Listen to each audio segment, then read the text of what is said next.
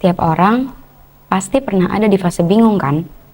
Entah itu bingung dengan pilihan, dengan kemampuan diri sendiri, atau bahkan dengan arah yang ingin dituju.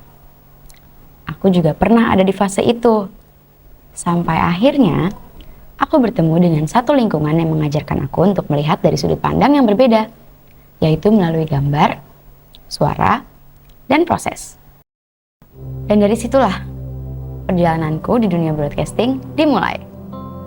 Di awal, semuanya terasa baru dan tidak selalu mudah.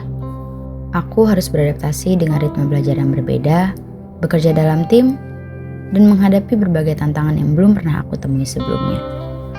Ada kalanya, aku merasa ragu dengan kemampuan diriku sendiri.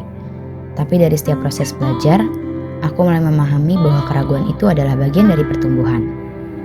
Melalui kegiatan sehari-hariku di jurusan Broadcast TV, aku belajar bahwa sebuah proses tidak bisa dijalani sendirian.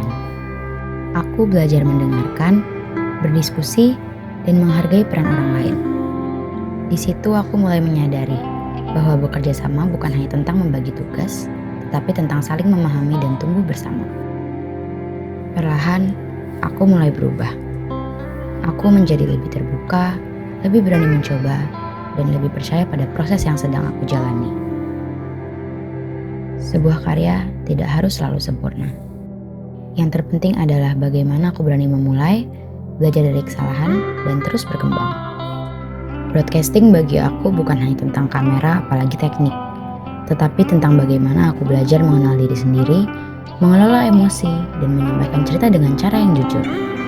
Disinilah aku belajar bahwa setiap proses pasti memiliki nilai dan setiap pengalaman punya cerita.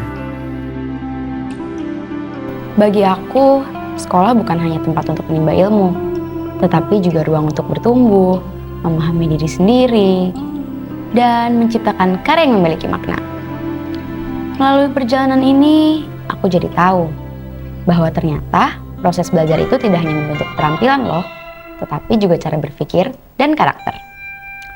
Dan lewat broadcasting, aku belajar untuk terus melangkah, berkembang, dan berani berkarya.